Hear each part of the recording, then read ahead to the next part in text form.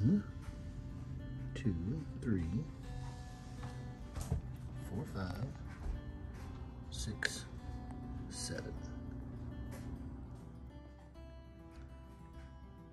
So I counted 7, but we started with 18 and couldn't figure out where they were going. And we figured it out. We didn't actually know there was a crawdad in our fish tank.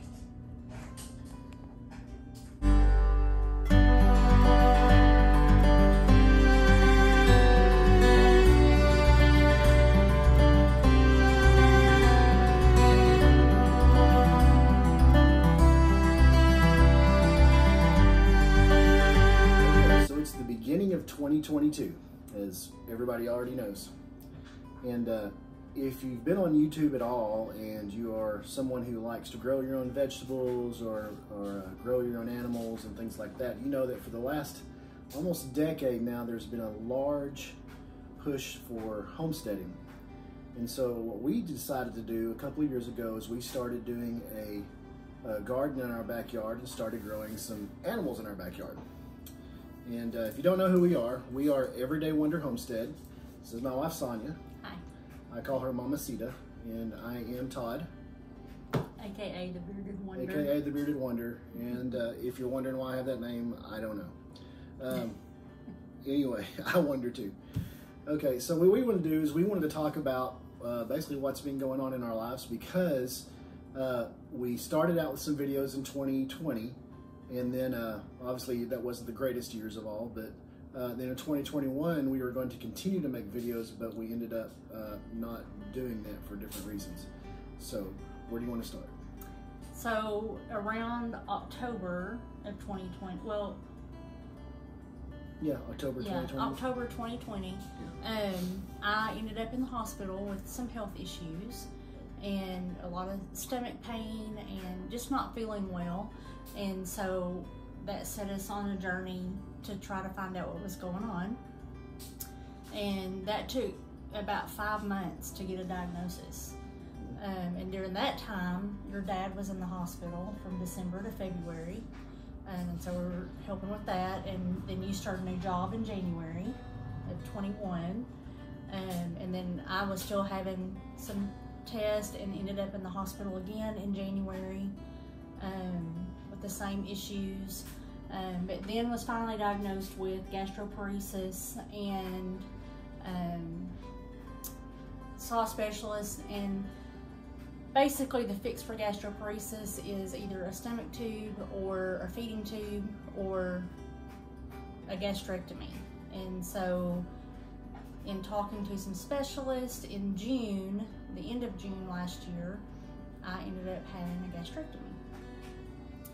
So we were kind of preoccupied last year, just to say the least. And then we started I started recovering from that, and we ended up with COVID, both of us, at the same time during planting season last year.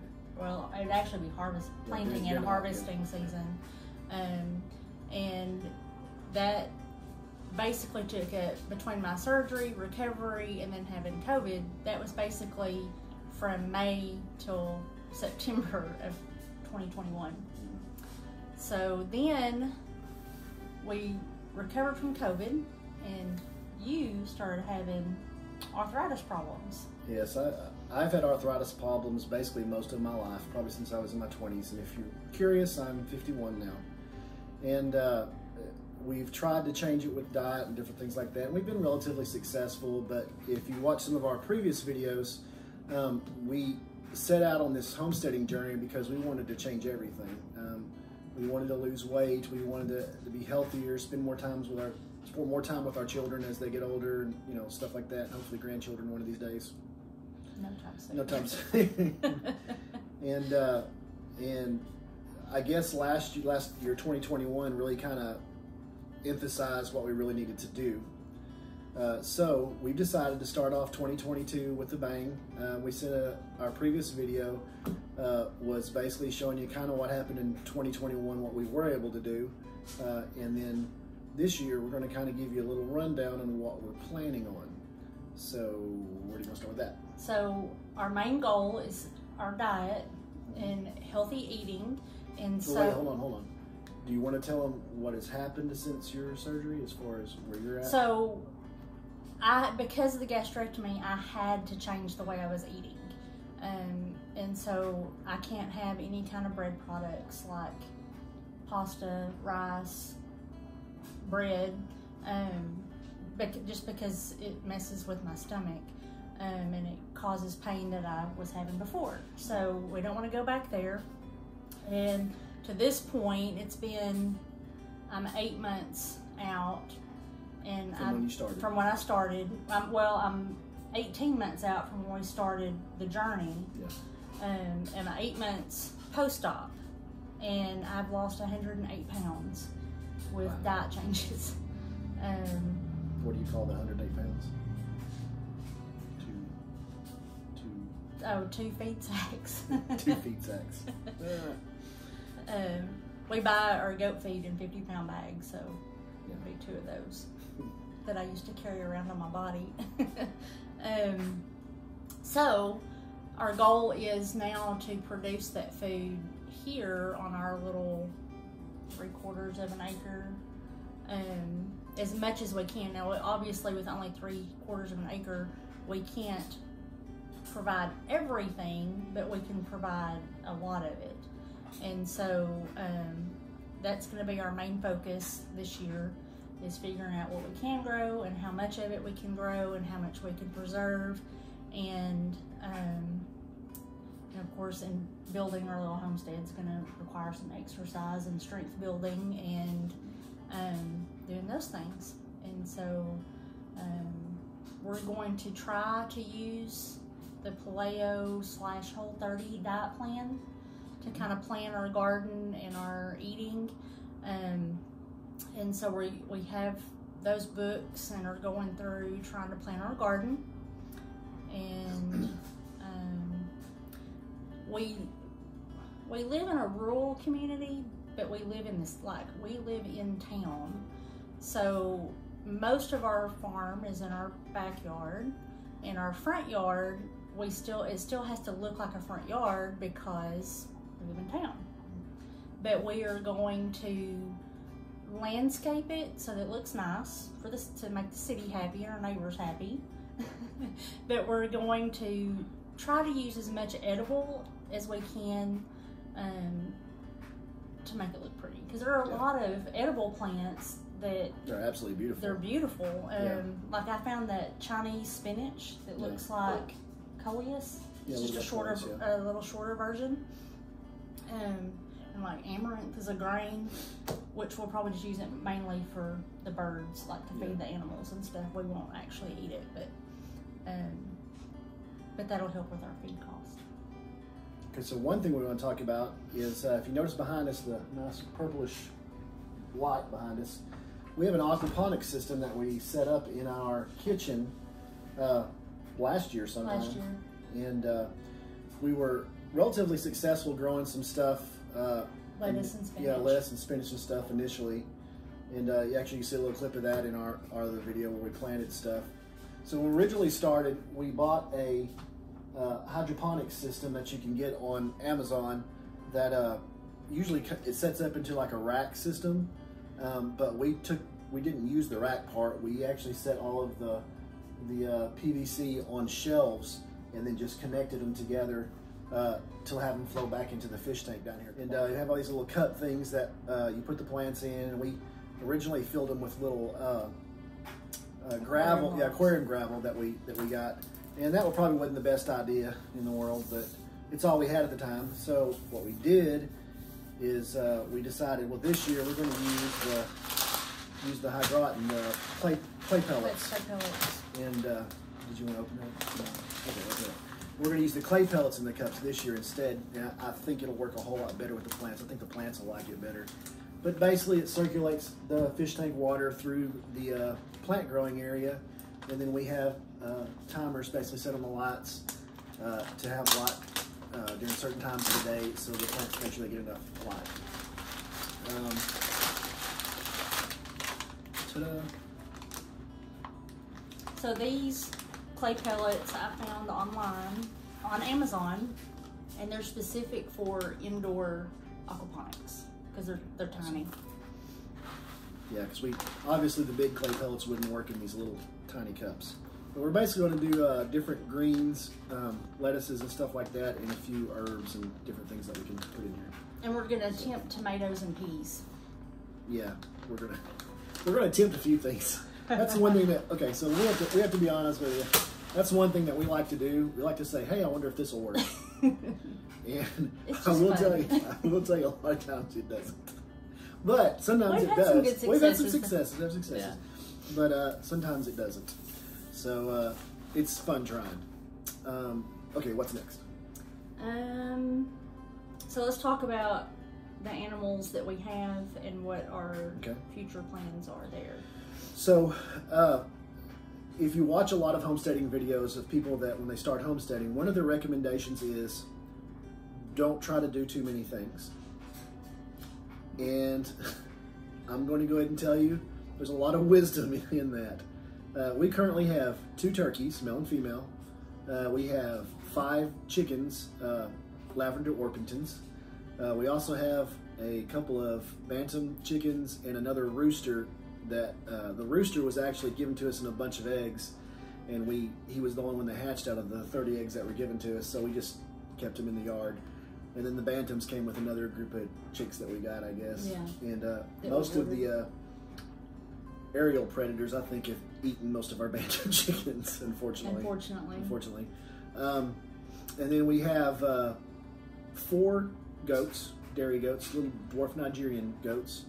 And we got small ones because of the size of our yard. We have 4 because when we bought 3, we got 1 free because one of them was pregnant and we didn't know it. So that was awesome. We've already had 1 group of kids this past year. We had 6 kids this year. We had 2 sets of twins born on the 4th of July. How crazy is that? That was pretty awesome. And then we have 2 pigs. We have Gremlin, who's basically a puppy dog in a pig's body. He is probably going to be a pet for the rest of the life, or a breeder. I mean, he'll be a breeder, but he'll be a pet. He's a Cooney, sorry. Then we have Greta, who is also a Cooney, and she needs to start having piglets. She should this year. She should this year have piglets this year. And if you know anything about Coonies, they do take a little longer. Let's see.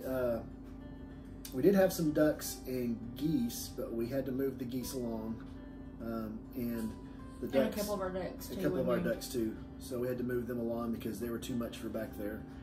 And I will tell you this: my father actually lives next door. We may end up recruiting part of his yard for. He already said yes. Yeah, if we have to spread the animals out a little bit more. But everybody seems to be pretty happy back there. They're enjoying it. We're going to have a lot of projects this spring. Hopefully, get some things done. Like I need to build a new feeder station. I need to build some platforms for the goats to climb on. We got to redo our shed that everybody sleeps in. And we're going to move the chickens into their own chicken coop, which we had planned on last year, but because of everything went along, we just didn't have the opportunity to do that. And we're adding rabbits. And we're going to add rabbits. And rabbits, we may have some to eat. I don't know. But we're starting out just for the fertilizer. We're starting out just for the manure, for the fertilizer, because we want to use that in our garden. We do use fish emulsion, but we don't really use any other stuff like at the store, the chemical versions of stuff. We don't use that. So anyway, we got a lot of things planned in that avenue. Let's see. Am I missing any animals? No. So, as far as preserving is concerned, our goal is to pressure can, and then we got a dehydrator. We're going to attempt to use some of those things. And then what we can't grow, there's a website that is called pickyourown.org, and you can go on that website and select your state, and then you can look at each individual county and look in the counties, and it'll show you which farms have pick your own. Now some have changed a little bit, and you can only buy what's already picked, but it's still fresh produce. And so that's how we're going to supplement our food needs, especially fruits, because we won't be able to grow a lot of fruits other than berries. And we won't really be able to grow those this year because it takes a little while for those berry bushes to get established and produce a lot. We do have 2 apple trees and a peach tree they've been in the ground for almost 2 years. Mm-hmm. And our apple trees did produce a lot, about probably 30 or 40 apples between the 2 trees, but they ripened while we were sick, and they ended up getting mildew on them. So we didn't. We missed that. We missed that opportunity, but we were so very sick. Our peach tree didn't really do anything. Not sure if it's going to make it per se. Yeah. But we also have a plum tree that has not been planted yet. We got to find a good spot for it. But we have to cut down some old trees that are no longer functioning to do that. So. So what did we learn in our first year of YouTube? It's a lot of work putting out videos if you're not somebody who puts out videos. Okay, just to be honest, I am a procrastinator, a little bit. And so when you put out videos, sometimes it's difficult to stay on track because I get sidetracked super easy. It's starting a new job. I worked a lot of hours, so it was really hard to stay on track. It is a lot of fun. You get a lot of memories that you video, and that's a lot of fun. But consistency really is the main thing. It's just being consistent with it. And that's what we're going to really try hard to do this year. And we didn't really have a plan or a schedule when we started it. We just kind of were running by the seat of our pants. I mean, we've had gardens before, and they kind of just went together for us and did really well. And we were like, wow, we can garden. And so we thought this year or last year when we started that we were just going to have gardens everywhere, and didn't quite turn out as successful as we thought. Yeah. But we had a lot of stuff on the plate. So. And we're planning to have the ag guy come out and test our soil for us. Yeah, I've been in contact with him. Mm-hmm. And in order to make this successful, we have to do something every day, no matter what it is, to make it work and progress forward. So, our main goals for this year. We want to make sure that all of our main systems are in place, whether it be prepared to milk our goats, which, by the way, we're getting our buck back that we... Yes. Yeah. So, we're going to keep him now. But we're going to make sure all of our systems are in place. I already said that. So that it'll be a little easier to do the different things that we're going to do. And if there's things that we need to change and do differently, we've already got everything in place to do so. So that includes maybe finishing the greenhouse, which is not started yet. Finishing the chicken coop, which is not started yet. We have some other beds that we need to put in. And what are some other things? The fencing around. We have some fencing that we need to finish. Just a little bit. Yeah, not very much. About one side of the yard, I think. Mm-hmm. And a few other little projects here and there, but those are going to be the bulk of this spring. I mean, that's a lot of stuff. It doesn't sound like it, but it's a lot of stuff. What are our other goals? A lot of it just has to do with being able to raise as much food as we can on a small spot, and not have to go to the grocery store. Not have to go to any grocery store. Try not to go to the grocery store as much as possible. Even if that means being in contact with other people who grow and stuff too. We have another friend who has a fairly large garden. We're going to be working in hand with her and trying to grow stuff too, because she's got a good green thumb, I think. I think she just throws it out there. She just throws it out there and it grows. It's crazy. Other than that, it's just growing as much as we can and preserve it as much as we can, I guess. Mm-hmm. Or saving as much as we can, freezing, canning, whatever other means that we decide to do. And like she already said, she's already lost 108 pounds. I have lost 35 pounds, which unfortunately I'm a consumer. I like to eat, so sorry. We're also going to be doing some videos on cooking and different things like that too. Yes. So, we're going to build an outdoor kitchen. Yeah, we're going to build an outdoor kitchen. that's going to be fun. We watched a lot of fun videos on that. Yeah. We have some and things it's we wanna very try. simplistic. Simple Nothing stuff, crazy, nothing extravagant. And if it is extravagant, it'll be because I'm grandiose delusional. And I think everything's going to be awesome. But no, we saw some really neat inexpensive ways to do things we want to try. I have a couple of canning goals for this year that I've never done. Yes. So I've only used my pressure cooker once on my own. I grew up with my grandmother and my mom canning most of my life. Well, my younger life. I just never did it on my own. So this year I want to, we're going to do green beans and corn and chili and stew, and I want to learn to can just meat, like canned chicken. So it'd be like the canned chicken that you get in a can at the grocery store, but you have to use a can opener to open. And it would be in similar quantities, maybe a little more. And so you just use it out of the jar. It's already cooked and ready to use. So that's a goal that I have personally, is to learn how to do that. Just to be more self-sufficient. Yes. And another thing we're going to do, I used to hunt and fish a lot. Not a lot, but more than you have recently. More than I have in the last so many years. Mm-hmm. Probably going to do a little bit of that too, and I don't know, cook and eat some stuff. One of the things that we discovered over the last 18 months is that there are certain medications that are used frequently, almost by everybody, but I learned that part of the problems I was having was from consuming those medications prescribed by a doctor, but we learned that I can't take those, and so I've been doing some reading and research on natural remedies to replace those with.